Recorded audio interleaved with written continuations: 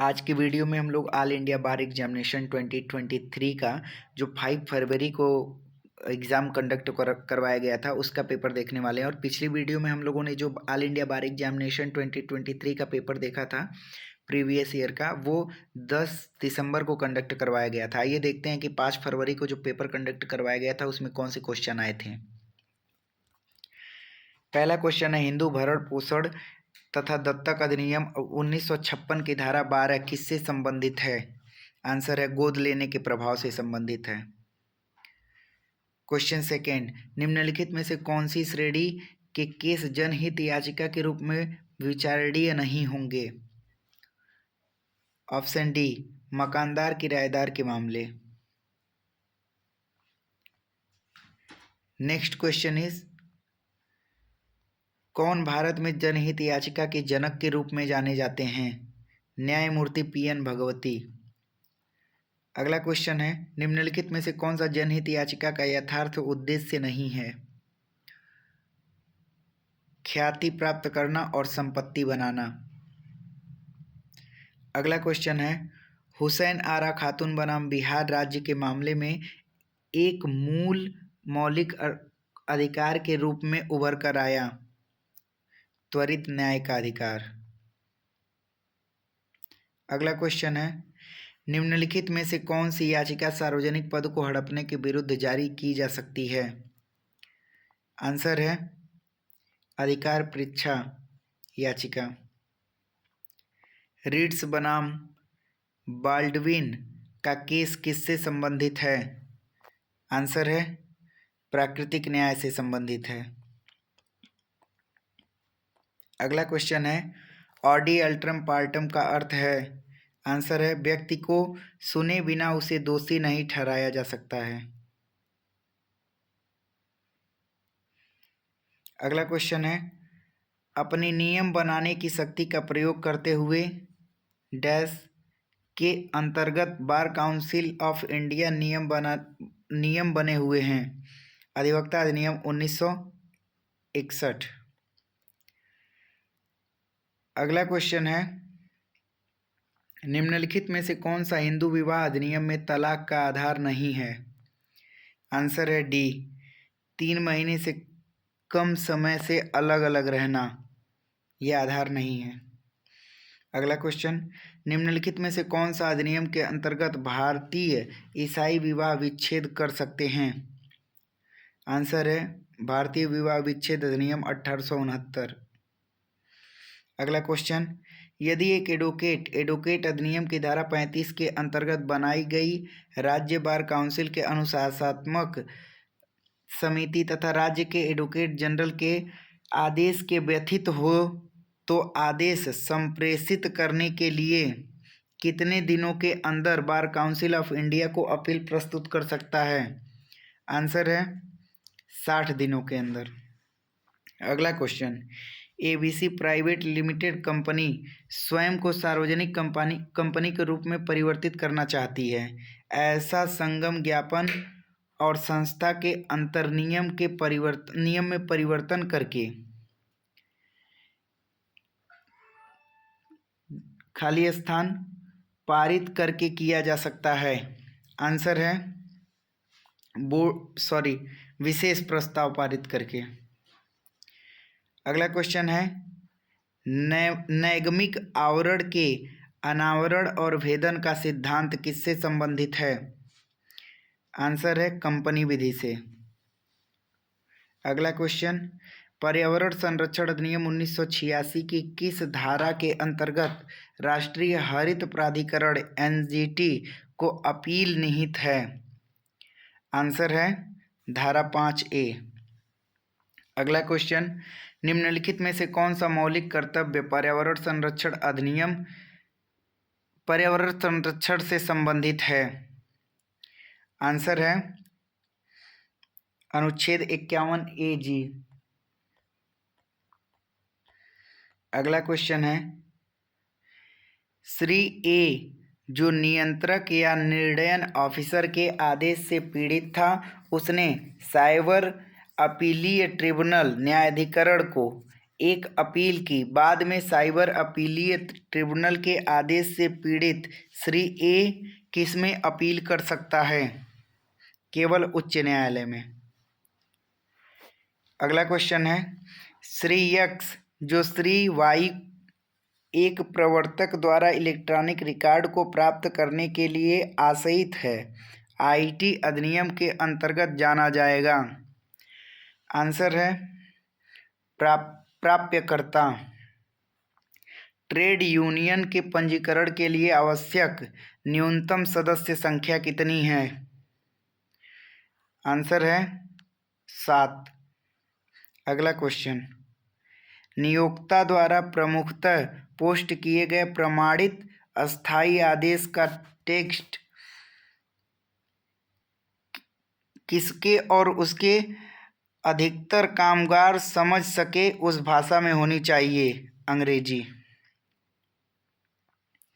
अगला क्वेश्चन है, एक अधिवक्ता प्रैक्टिस के दौरान विश्वविद्यालय द्वारा प्रमाणित किसी शैक्षणिक संस्थान में विधि का शिक्षण दे सकता है जब तक कि घंटे जिसके दौरान वह विधि के शिक्षण में है नियोजित को एक दिन में कितने घंटे से अधिक न हो? आंसर है 3 घंटे से अधिक नहीं।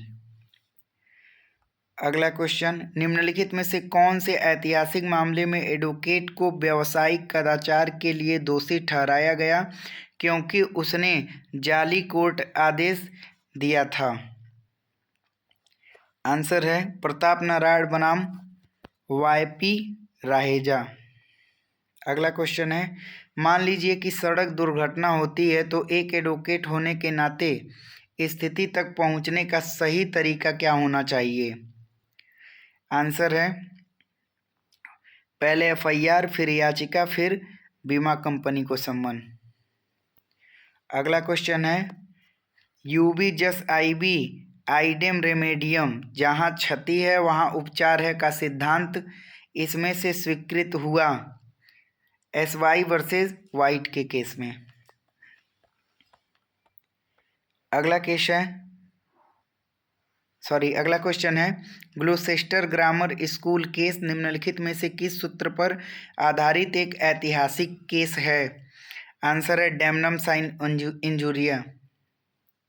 अगला क्वेश्चन है, उपभोक्ता संरक्षण अधिनियम 2019 के अंतर्गत राष्ट्रीय उपभोक्ता विवाद निवारण आयोग के पास माल अथवा सेवाओं के प्रतिफल के रूप में चुकाई गई कितनी राशि से अधिक राशि की शिकायत का न्यायाधिकार क्षेत्र है?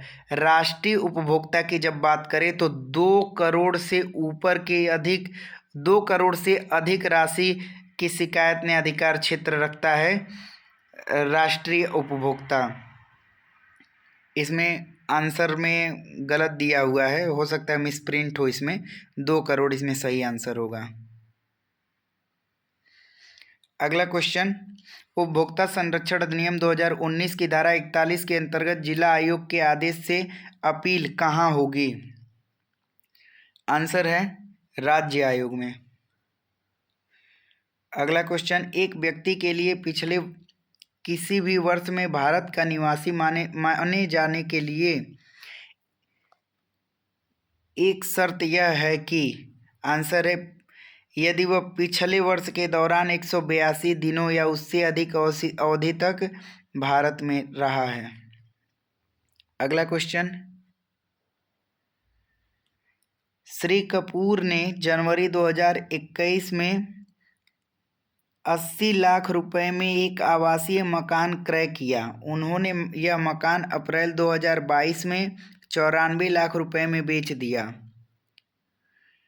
इस मामले में आवासीय मकान के विक्रय के प्राप्त लाभ के 14 लाख रुपए पर कर निम्नलिखित में से किस शीर्षक के अंतर्गत वसूल किया जाएगा? आंसर है पूंजी लाभ से आय। अगला क्वेश्चन है, एक व्यक्ति जिसे फैक्ट्री अधिनियम 1948 के अंतर्गत फैक्ट्री के सभी मामले में सर्वोच्च नियंत्रण प्राप्त कहलाता है? अधिभोगी। अगला क्वेश्चन है, यदि फैक्ट्री 1000 से ज़्यादा कामगारों को नियोजित करती है तो उन्हें निर्धारित कर्तव्यों को कार्यान्वित करने के लिए अर्हता प्राप्त किसको नियुक्त करना चाहिए? आंसर है सुरक्षा अधिकारी को। अगला क्वेश्चन है, बी जो एक समाचार पत्र का मालिक है, पेपर में ए की विनती पर सी पर एक अपमान लेख प्रकाशित करता है और ए प्रकाशन के परिणाम और उसके संबंध में सभी लागतों और नुकसानों के विरुद्ध बी को क्षतिपूर्ति के लिए सहमत होता है। सी ने बी पर मुकदमा दायर किया और उसे नुकसान चुकाना है और खर्च भी उठाना है। भारतीय संविदा अधिनियम 1872 की धारा 224 के आलोक के निर्णय कीजिए। आंसर है ए बी को क्षतिपूर्ति के लिए उत्तरदायी नहीं।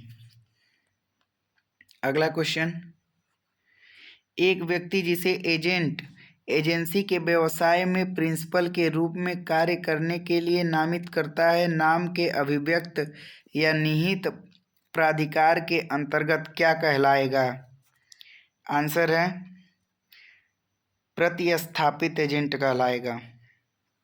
अगला क्वेश्चन है, एक डैश निषेधाज्ञा सुनवाई के दौरान और वाद की योग्यता पर की गई हो तभी डिक्री उसे मान्य कर सकता है और प्रतिवादी शाश्वत रूप से अधिकार के समर्थन में या कार्य की स्वीकृति को लागू कर सकता है जो वादी के अधिकार से विपरीत हो सकता है। आंसर है चिरस्थायी। अगला क्वेश्चन है, विनिर्दिष्ट अनुतोष अधिनियम 1963 की धारा 5 के अंतर्गत विशिष्ट अचल संपत्ति के कब्जे के हकदार व्यक्ति किसमें दिए गए तरीके से प्राप्त कर सकता है? सिविल प्रक्रिया संहिता 1908। अगला क्वेश्चन है, जहां बंधककर्ता बंधकित संपत्ति पर कब्जा बंधककार को प्रदान करता है और जब तक बंधक राशि अदा न कर दे तब तक उसे स्वामित्व के लिए और ब्याज के बदले उसे बंधक राशि अदायगी में किराया और संपत्ति अर्जित लाभ प्राप्त करने के लिए उसे प्राधिकृत करता है, यह लेन देन क्या कहलाता है? भोग बंधक। अगला क्वेश्चन है, श्री मनोजोत में सिंह ट्रेडर्स से माल आपूर्ति करने वाला ट्रेडर है। फर्म का ऑफिस दिल्ली में है जबकि गोदाम क्रमशः उत्तर प्रदेश, पंजाब, जम्मू और कश्मीर में स्थित है। में सिंह ट्रेडर्स ने वर्तमान वित्तीय वर्ष के दौरान विभिन्न राज्यों से निम्नलिखित अंतर राज्य आपूर्तियां की है। इसका आंसर होगा